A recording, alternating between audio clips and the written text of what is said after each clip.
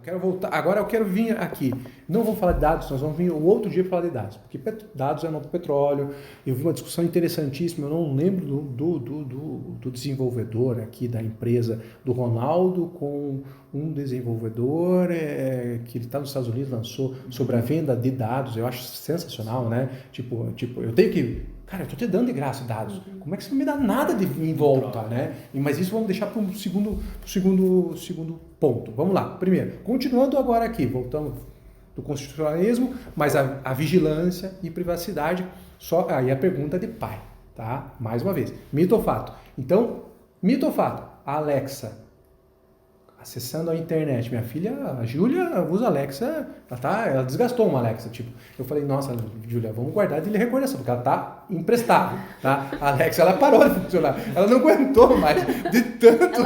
Ela cansou, falou, não, cansou, não aguento mais. Julinha tá lá, enfim, usando a Alexa. Esse dado é coletado e é mandado para alguma central ou não? Mito ou fato? Sim, me preocupa. Tá, então assim, isso eu queria saber, como pai, enfim. E tem uma questão de soberania digital também envolvida nisso, né? Explica para nós. É importante, porque assim, esse dado ele provavelmente... Deixa eu só falar, então, você vai explicar. Agora, eu sou um advogado e sou um cara que me reputa um pouco... Você vê como é interessante, né? Um cara bem informado, não tinha essa informação, eu achava que era mito, tá? E mais, aonde está essa informação dessa coleta de dados? Eu não consegui ler. Você acha que eu vou ler? Eu pegava meu celular aqui e falei, não, 48 páginas, eu vou ler tudo. Você acha? Eu pergunto a você, todo mundo lê esses termos e condições da plataforma? E outra coisa, nem queria ler os termos. Então você explica pra nós, Ele tá? fala assim, ou você aceita ou você não usa usa meu produto. Exatamente. Não é mais exatamente isso? Ele até te dá um poder de escolha. Não entra aqui. Eu não quero que você não use meus dados. Ok, então não use meu produto. Aí eu comprei a Alexa, vou fazer... Não adianta nem ler. Escolha, não adianta nem ler. Você não, fica excluído. Você não vive em sociedade se você não tiver em determinadas aplicações. Ou seja, você não tem escolha. Então essa é uma questão muito complicada. Agora, volte lá, nos explique. Soberania digital. Por que isso é um problema? Porque as grandes empresas de tecnologia, elas são brasileiras? Não. Né? O Brasil, ele é o quê? Ele é consumidor de novas tecnologias, ele não é desenvolvedor de novas tecnologias. E ser desenvolvedor de novas tecnologias nessa economia onde dado é o novo petróleo, para usar essa frase impactante, né? É super estratégico. Entendeu? É por isso que a China investiu muito dinheiro para se tornar um hub de desenvolvimento tecnológico. Porque isso também é poder político e diplomático. Né? Não é só uma questão de poder econômico mais. É controle, né? Exato, é controle. Então esses dados, quando a Alexa conversa com a tua filha, eles são transferidos, provavelmente, para uma base de dados fora do Brasil. Fora do território brasileiro. Então assim, eles estão fora do alcance, inclusive do Estado brasileiro. Não só do cidadão brasileiro, do Estado, dos nossos representantes, que estão ali para defender os nossos direitos. Então é muito preocupante nesse sentido. A gente está compartilhando informações que já não estão mais sob o nosso controle. Em tese, você tem hoje, né, direitos dos titulares de dados que estão lá na LGPD, na Lei Geral de Proteção de Dados. Um desses direitos é, por exemplo, você ter acesso aos dados. Pedir para a empresa que está coletando e processando os teus dados, olha, quais dados você tem sobre mim, eu quero ver esses dados, para qual finalidade eles estão sendo usados. Se eventualmente eu não quiser mais, eu posso pedir a exclusão dos dados. Eles são meus, eles não são seus. Você coletou e processou com a minha autorização, mas a titularidade é minha. Então eu posso pedir essa exclusão. Só que aí é uma questão também jurídica e de jurisdição. E a prática? Isso que eu te perguntar. Isso é na teoria. E a prática? Você já viu acontecer? Eu pergunto, o João já fez esse pedido? Em alguns casos específicos, sim. Inclusive para tribunais brasileiros. Tá? O ITS Rio ele desenvolveu um aplicativo que foi implementado primeiro no Tribunal de Justiça de Santa Catarina, que é para o titular de dados perguntar para o TJ Santa Catarina quais dados o TJ tem sobre mim e eventualmente pedir a exclusão. Aí funciona muito bem, porque a gente está falando de dois atores que estão situados no território brasileiro e precisam respeitar a LGPD. Agora, quando você está interagindo com uma empresa como o Telegram, por exemplo, que não tem representação jurídica... Nem o Xandão consegue. Se nem o Xandão consegue. Se o Carecone não consegue, imagina. João, continuando aqui nesse nosso bate-papo, vou tentar aqui puxar um pouquinho mais agora para o dia a dia. São curiosidades minhas também, né? Tipo, aquela campanha ajude um advogado que não entende de tecnologia. Então, assim, eu sou bom em criar umas teses jurídicas, mas assim, quando mistura com a tecnologia, tem que saber até e como fazer a pergunta, né? Porque às vezes eu vejo, os advogados às vezes têm dificuldade de explicar, que aí às vezes também são limitações pessoais e também às vezes até má formação técnica, né? Que você pode aperfeiçoar, independe da faculdade, basta você ter esforço, tá? Mas a questão é, às vezes você não sabe fazer a pergunta correta. Exato. E aí eu faço analogia com o ChatGPT. Se eu não faço a pergunta correta, ele me dá uma resposta insuficiente. Ou não consegue nem me dar a resposta. E para o juiz também. Se eu não entendo como é a tecnologia, como sair aquele ofício, porque vejam aqui, para quem é do direito sabe, né? Você que, né, trabalhou um pouquinho com direito, hoje está mais na área acadêmica, mas a questão é, vai sair o ofício, o cartório só vai falar, juiz, o que eu tenho que mandar? Eu quero saber o CPF do João. E é isso o cartório vai fazer. Juiz mandou buscar o CPF do João. Acabou, é que nem máquina, não tem espaço para interpretações. Chegou lá, não, eu só sou um instituto de identificação, só tenho RG, voltou, não tem essa informação, correto? Então, assim, por isso que eu digo na tecnologia, se você não sabe fazer a pergunta para quem... Então, eu quero que a Big Tech me mande um dado, mas se eu não sei que dado ela tem e como perguntar, ela vai chegar lá e falar, eu queria te responder, mas não posso, nem sei o que você perguntou, correto? Então, por isso, campanha ajuda um advogado. Aqui, a gente vai trazer um pouquinho mais para o dia a dia, saber como que funciona, como que é a responsabilidade, se você viu lá, e daí eu vou fazer algumas para saber as perguntas a serem feitas. Primeiro, assim, juridicamente, os problemas jurídicos, tá? Acho que a gente já passou um pouco por aqui, mas eu queria saber se na experiência tua, daquilo que você ficou um ano, né, estudando fora, lá no ITS, que é fundamental. Eu comecei a assistir o negócio do ITS, falei, cara, eu tenho que parar, eu já durmo pouco. Tá? Eu já durmo 4 horas por dia. Eu tava dormindo 2. Porque eu falava, cara, um assunto melhor que o outro. E eu pegava um YouTube ali, cara, um melhor que o outro, melhor que o outro. Falei, cara, não para, eu não consigo mais dormir. É sensacional. Acompanhe, sensacional. ITSI é sensacional. Então, um conteúdo melhor que o outro. A questão que eu falo aqui, então, voltando lá, aqui para nossa experiência, né? Nós estamos falando lá de inteligência artificial, perfeito? E eu vou falar, então, de inteligência artificial com relação a call centers, experiências bancárias, né, público interno, e daí vou trazer Tesla. Eu vou misturar as 3 perguntas porque a gente não tem mais tanto tempo. Tá? Então, vamos lá. Mesmo que essa pergunta seja um pouquinho mais longa, para você entender meu raciocínio e eu, obviamente, tentar responder abarcando esses 3 pontos. Andressa, imagine só. Então, você vai lá, chegar. A gente está falando aqui do robô, né? Eu estou interagindo com uma máquina, não mais com uma pessoa. A máquina se aperfeiçoa e fala, a Andressa é uma chata. Ela ligou 88 vezes.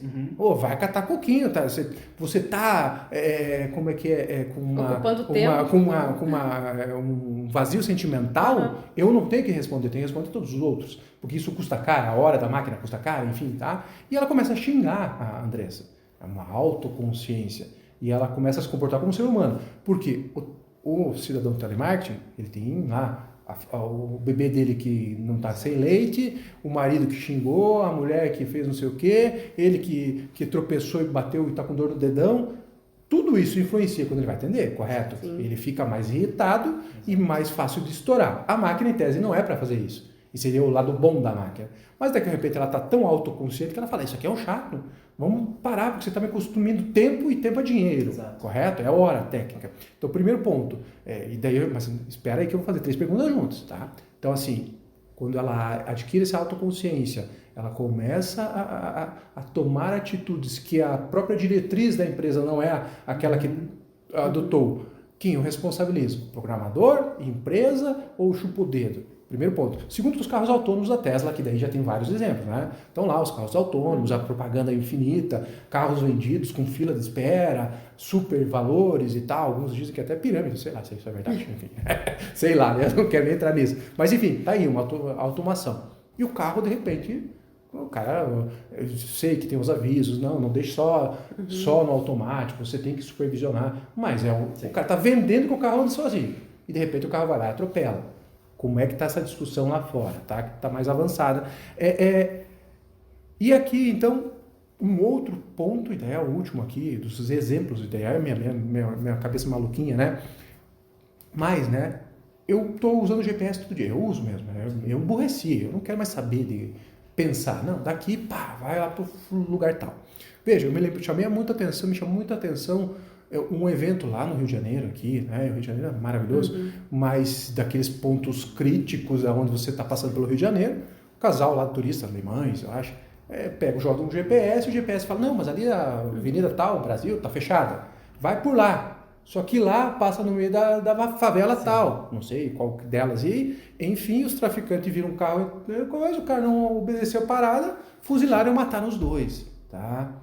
Então, com esses 3 exemplos, o que eu quero resumir pois bem, quem deve ou quem vai responder? Eu tenho uma resposta, tá? Mas enfim, eu quero saber da tua experiência, se lá fora já tem.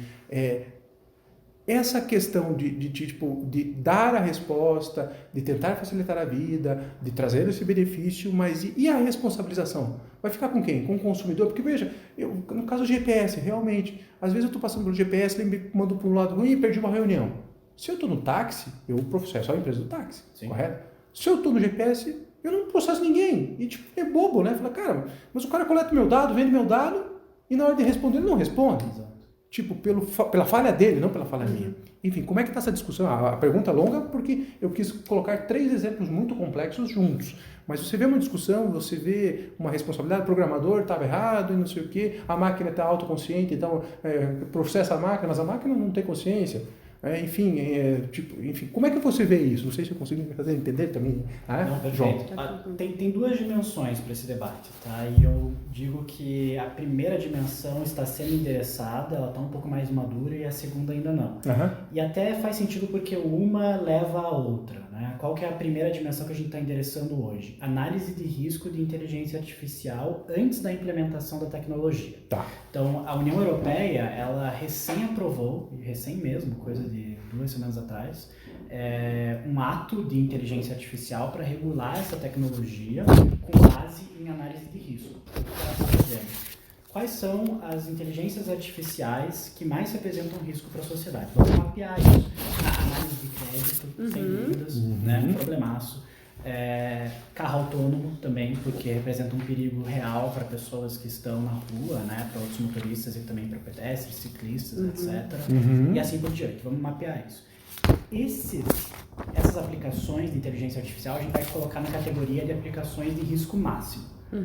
Risco máximo é assim, você precisa de todas as garantias possíveis. Você precisa de super transparência sobre como aquela inteligência artificial foi programada, como que ela foi treinada, quais são os resultados desse treinamento. Você precisa passar por um período de testes, né? Você precisa passar pela aprovação de uma autoridade reguladora que vai ser criada na União Europeia, também está em debate no Brasil, porque no Brasil a gente tem o PL 2338, que é muito inspirado por esse marco europeu, está em debate hoje no Senado Federal, passou por uma comissão de juristas antes, que foi presidida pela advogada Laura Sherton Mendes.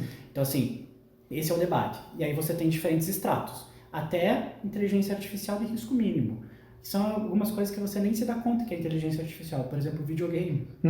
Videogame é uma inteligência artificial, mas representa um risco mínimo. Assim. Talvez você tenha um risco de tornar uma pessoa viciada naquele jogo. Sim, né? Então você precisa ter uma certa transparência, uma responsabilidade nesse sentido, mas os impactos para a sociedade em geral eles são baixos. Negativos em geral são baixos. Né?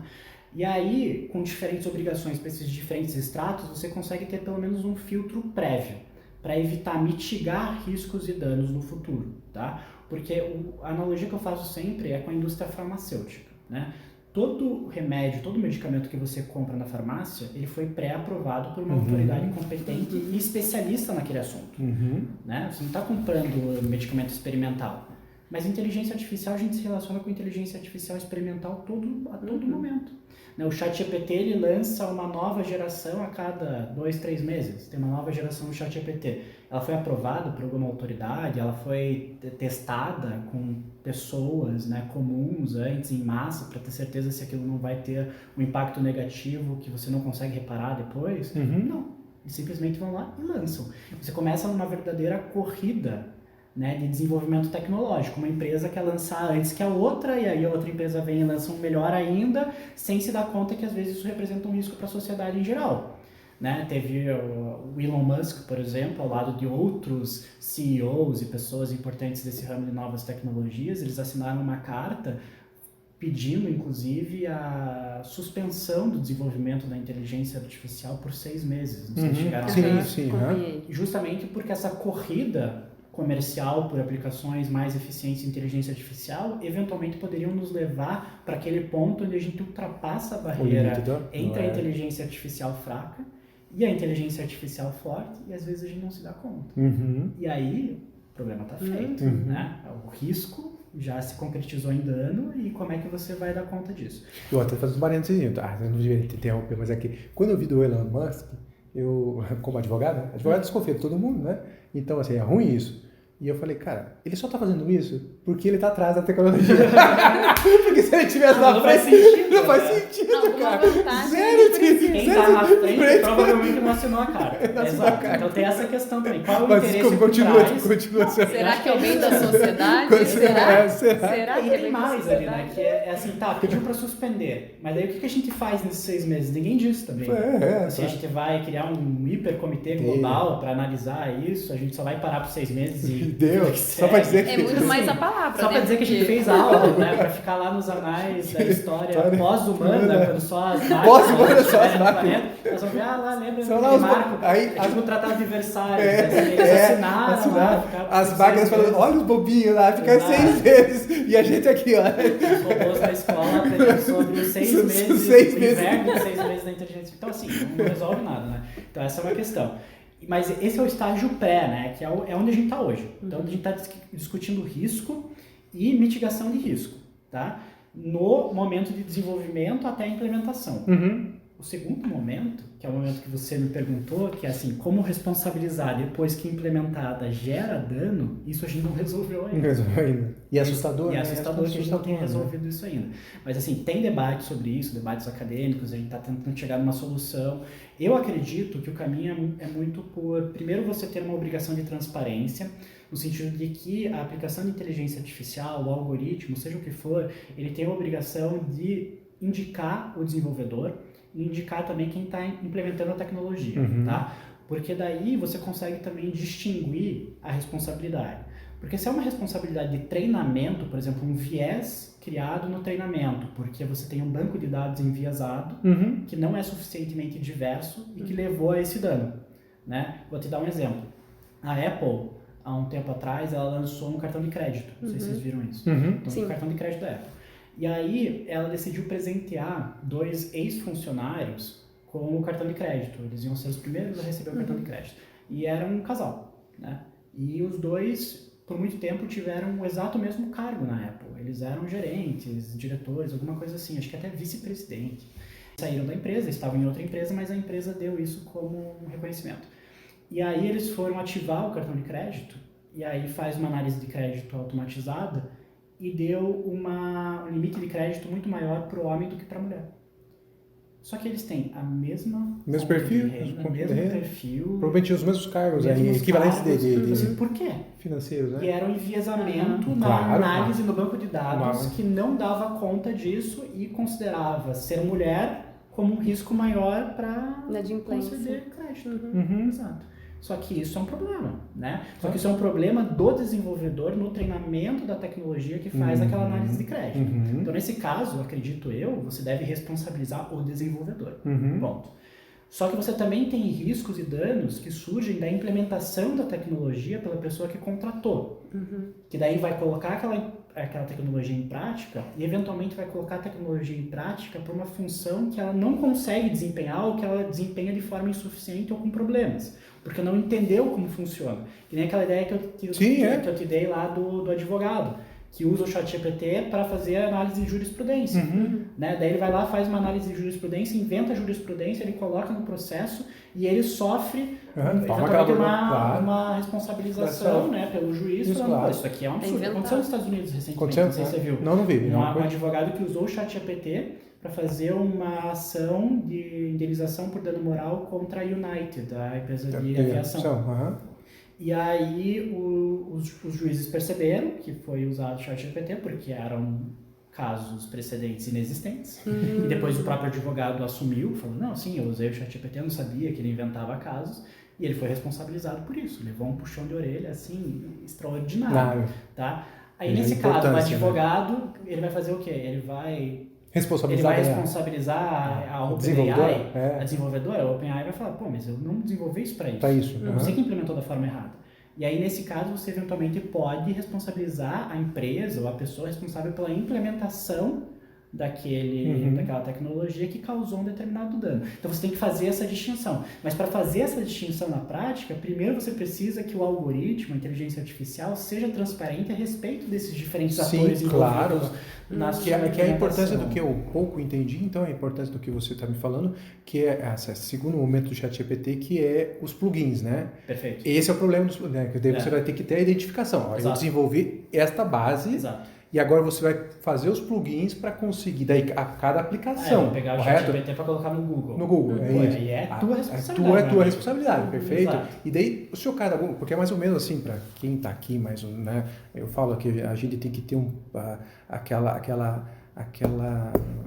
tentativa de sempre ser o mais claro, o mais simples possível e acessível possível, para todo mundo ficar na mesma página, que é mais ou menos, você estava falando ali, eu estou falando, cara, mas eu desenvolvi a faca, mas a faca para cortar, pode ser usada para cortar, né, ali minha refeição, pode ser para matar. Você vai responsabilizar a Tramontina. Tramontina, porque você matou alguém. Uma pessoa com uma faca Tramontina. Correto, então eu desenvolvi a ferramenta desse jeito. Se você usou para outra coisa, né, para desparafusar um parafuso e quebrou e veio no teu olho, cara, não foi para isso que eu desenvolvi a faca, correto? Exato. Isso eu preciso chave de fenda. Então, assim, por isso que é interessante. Aí, realmente, eu não tinha a mínima ideia de como...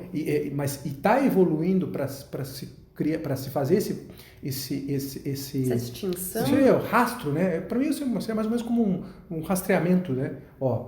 Isso aqui foi desenvolvido dessa forma, com essas políticas, enfim, agora essa aplicação daí a União Europeia, então, está mais avançada. Esse projeto de lei abarcaria isso ou não?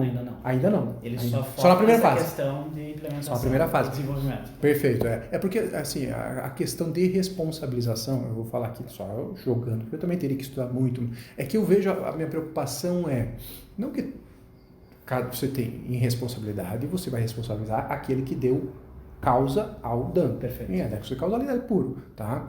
Mas quando você pega uma cadeia, né, uma relação de causalidade que é múltipla, várias causas concorreram, e aí a questão para mim que me chama mais atenção, eu falo, por isso que o CDC vai falar cadeia de fornecedores, todo mundo responde. Exato. Porque você tem o quê? A proteção do consumidor, da ponta final, né? E fala o seguinte, aí você começa a reverter. Então, foi lá a ferramenta tal, o consumidor não sabe a diferença, a relação entre esses indivíduos, tá? Esses figurantes, mas todo mundo está ganhando. Aí ele processou um deles e ele falou, não, mas eu sou ilegítimo. Não, você estava na cadeia. Aí o que eu faço? Ação de regresso contra o próximo. Para chegar no real causador, eu não deixo desassistir da vítima. A vítima não concorreu para aquele evento, correto? Porque é uma relação assimétrica. Assimétrica, totalmente assimétrica. E daí você tem mais condição de você ir atrás. E se no final alguém quebrou, você, que era empresário, que tinha um percentual no teu risco, você assume aquele risco. Porque está dentro do preço. O consumidor não está dentro do preço, correto? Então, assim, ele compra um produto, às vezes ele assume um risco e você despeja. Por isso que eu estou falando do GPS. Tipo, cara, mas ele deu um dano. Quer dizer que essa inteligência artificial não tinha condições de saber que uma determinada cidade, Rio de Janeiro, Bogotá, são tem regiões quentes, perigosas. Então, se o indivíduo de lá sabe, se esse cara está sendo abastecido, ele sabe a quantidade de fluxo naquele horário, você falar que esse sistema não tem condição de pré-avaliar aquilo, é ser um pouco inocente.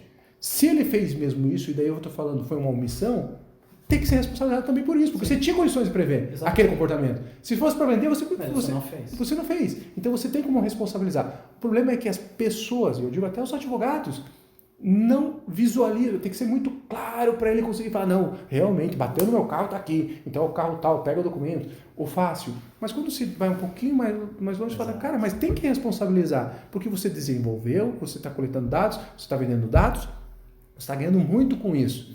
E se você me colocou em risco, não fui eu queria o caminho para chegar. Tá? O melhor caminho. E o melhor caminho. Não mais rápido, o melhor caminho é o seguro, né? Numa localidade como essa, imagine. Então, assim, por isso que eu digo, evoluir. Então, nesse ponto, que bom que a gente está evoluindo, é bom para também quem está acompanhando começar a discutir, eventualmente fazer sugestões aos seus deputados, senadores, né, para fazer a cobrança. Ali é lá o ITS, vai lá, estuda o que o ITS está fazendo, fala, cara, como é que eu posso ajudar, dá sugestões. Então, é importante isso, porque é cidadania, né, João? Uma dúvida, de caso concreto, esse do Google Waze, né? Acho que era o Google Maps. Eu não sei qual dos dois aplicativos.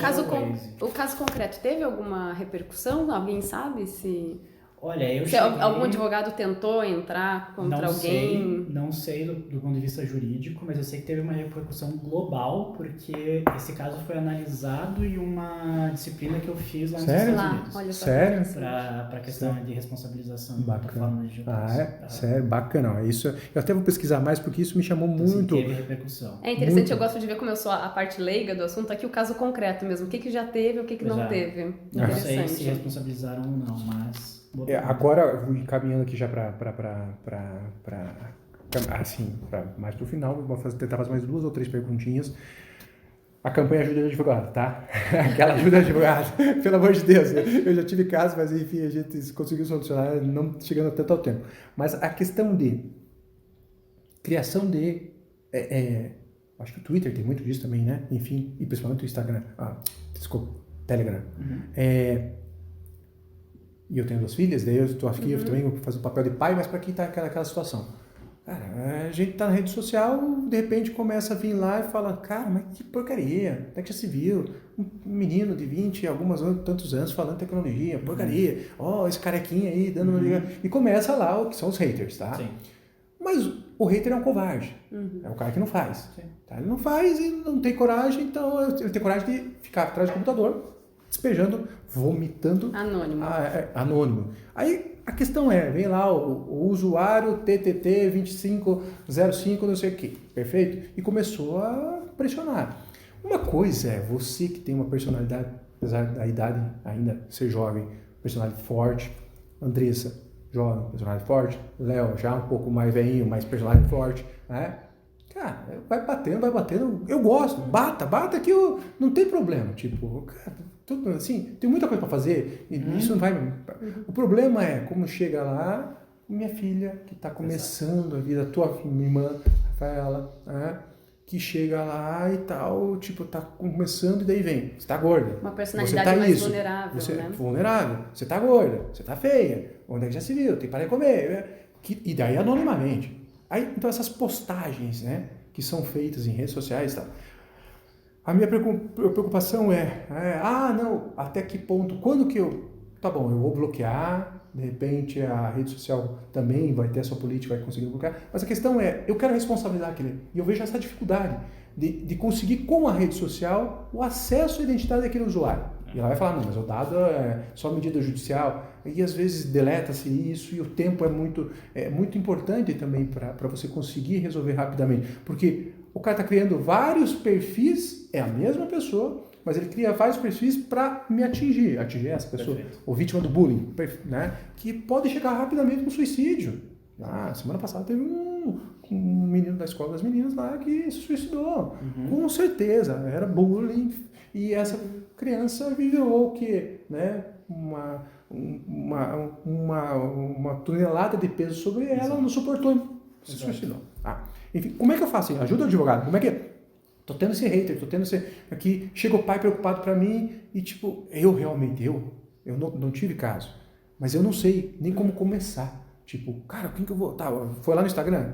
Foi aí, mensagem privada? Tipo, como é que eu peço pro Instagram? Qual que é a política deles? Eu vou conseguir bloquear? Mas ele vai criando múltiplos perfis. Como é que eu resolvo isso? Eu como advogado, campanha ajude o advogado. Tipo, como é que eu conseguiria solucionar? Como é que eu peço pro juiz? Tipo, peço ofício para eu saber a identidade, uma produção antecipada de prova, que seria a prova aqui, para eu saber a quem responsabilizar, tá? Inclusive, se é menor de idade, eu posso responsabilizar o pai, né? Enfim, não no âmbito criminal, mas sim no âmbito civil.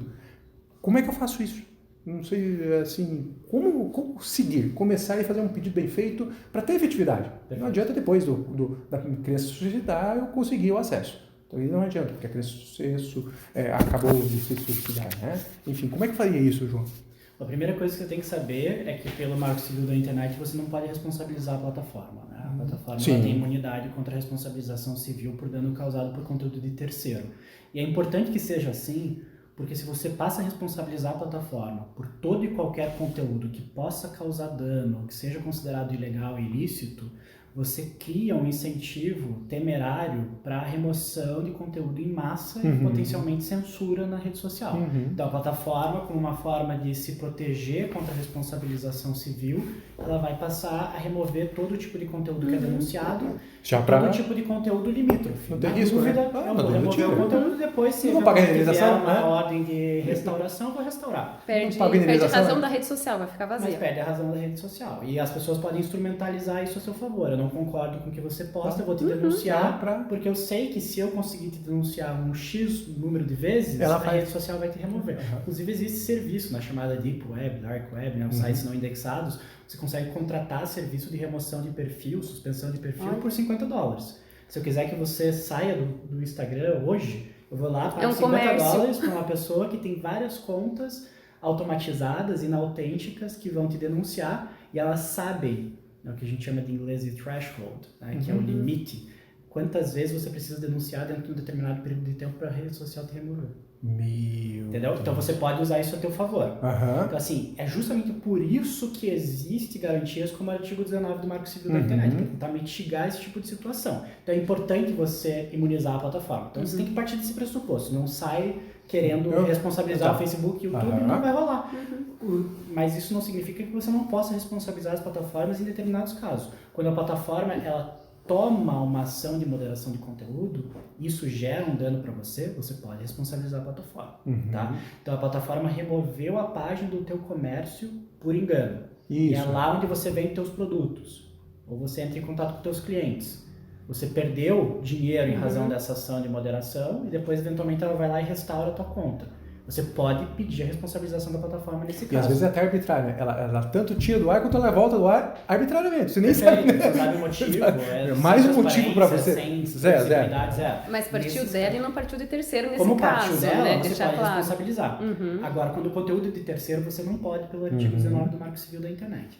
E para quem reclama disso, saiba que assim, fora do Brasil tem casos piores. Nos Estados Unidos você não pode responsabilizar a plataforma em absolutamente nenhuma circunstância, nem por atos próprios de moderação de conteúdo. Então assim, eles deram um passo a mais do que a gente. Então assim, o Brasil já é menos restritivo nesse sentido, ele já é mais protetivo em relação ao usuário. Porque daí tem gente que vai falar, nossa, é um absurdo, não posso responsabilizar a plataforma. Mas assim, tem um trade-off. Tem um outro lado que é a proteção da liberdade de expressão, proteção da inovação tecnológica, que também tem que entrar na equação. A gente vive em sociedade. Não posso simplesmente só olhar para o indivíduo e para as pretensões individuais, né? Então, assim, esse é um primeiro ponto.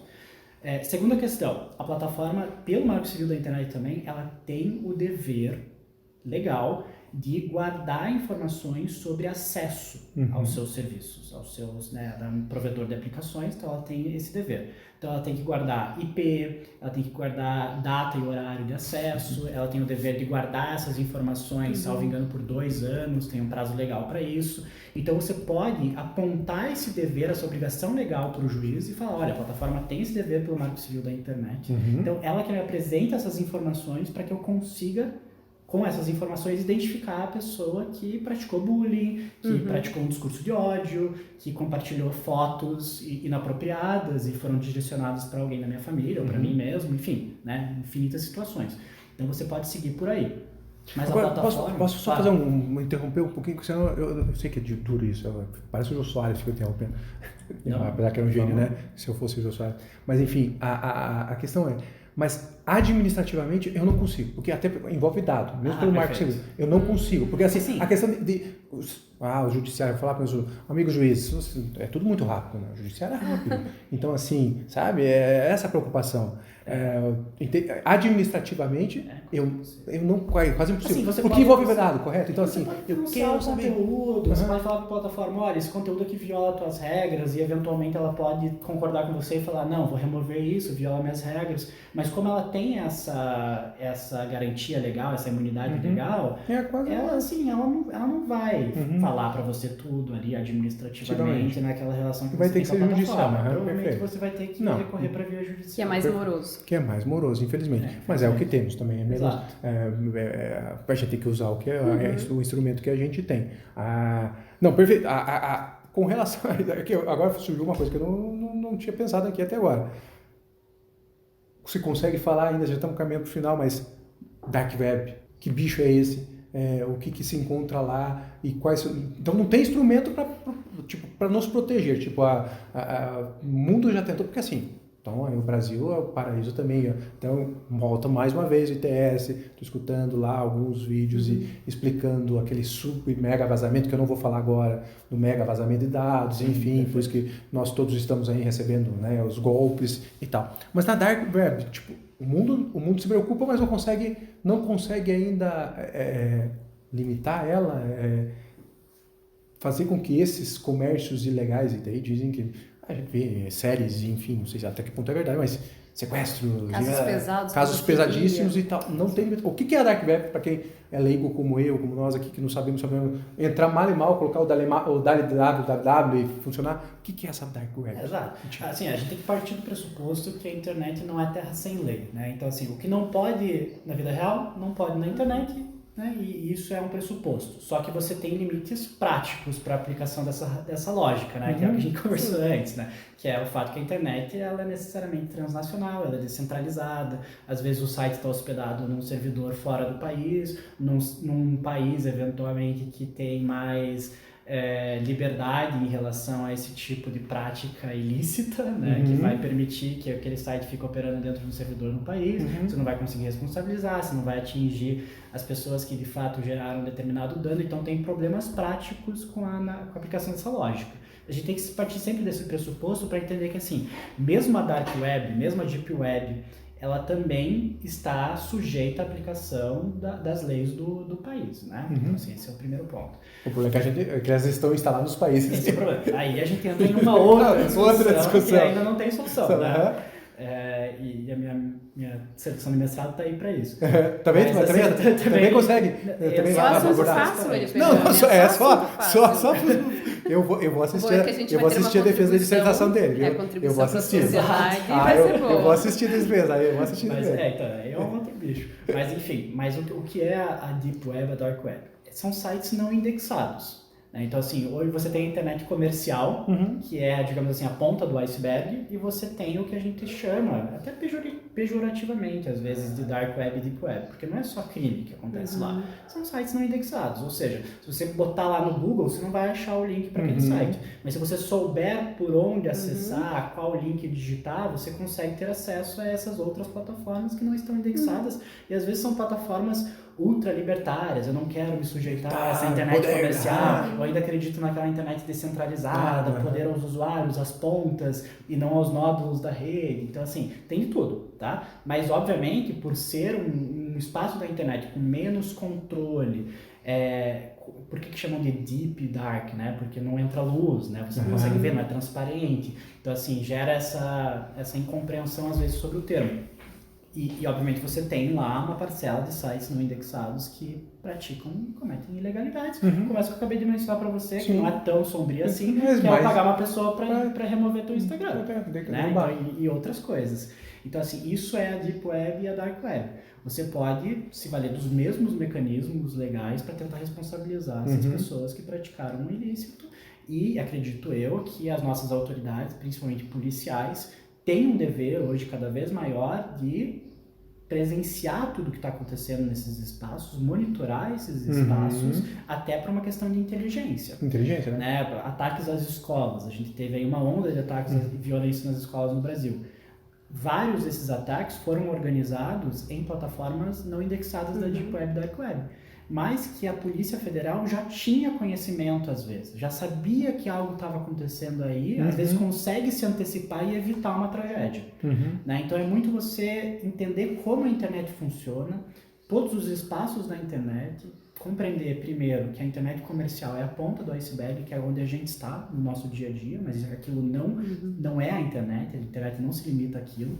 E a gente tem que encontrar soluções para esses problemas, né? Que não vão ser soluções nacionais, delimitadas a um único território, vai exigir coordenação entre diferentes países, a União Europeia como bloco que tem um peso a mais, ela tem que forçar a barra nesse sentido para conseguir soluções reais para esses problemas, mas assim, enquanto a gente não girar essa chave no sentido de não basta um projeto de lei, a gente nunca vai solucionar esses problemas, entendeu? Então assim, o 2630, o PL das fake news, dá alguns importantes passos, sim. mais transparência, mais racionalidade na aplicação de regras de moderação de conteúdo, etc.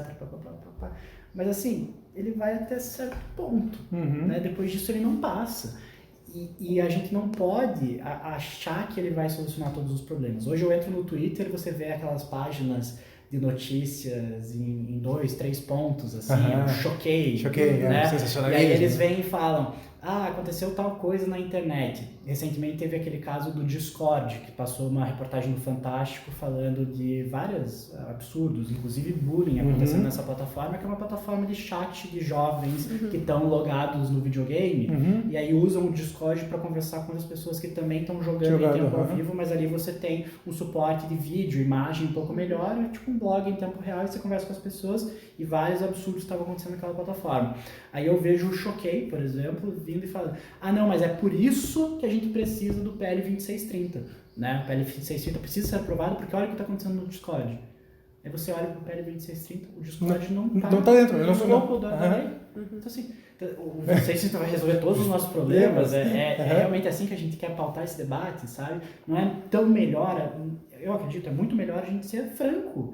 Assim, não vamos resolver todos os problemas. O Estado brasileiro não consegue resolver todos os problemas. Então vamos investir em diplomacia, construção de soluções bilaterais, multilaterais, que pelo menos deem uma resposta um pouco mais eficiente para esses problemas. E quando a gente não virar essa chave, a gente está perdido.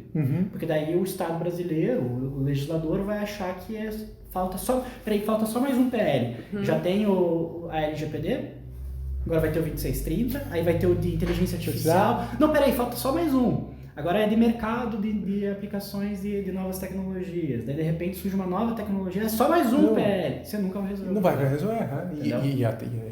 Com a velocidade dinâmica da sociedade. Então, assim, concordo plenamente. Assim. Mas assim, é por isso que é importante, primeiro, conhecimento. Né? E é isso que a gente também, um dos objetivos aqui dessa conversa, é sempre assim, esclarecer, trazer um pouco mais de conhecimento para quem tem, né, tem gente que é abundante, né? Você pega o YouTube, eu fico louco, assim, eu sou consumidor, YouTube muito grande, YouTube, Spotify, enfim, e podcasts e tal, porque é conhecimento.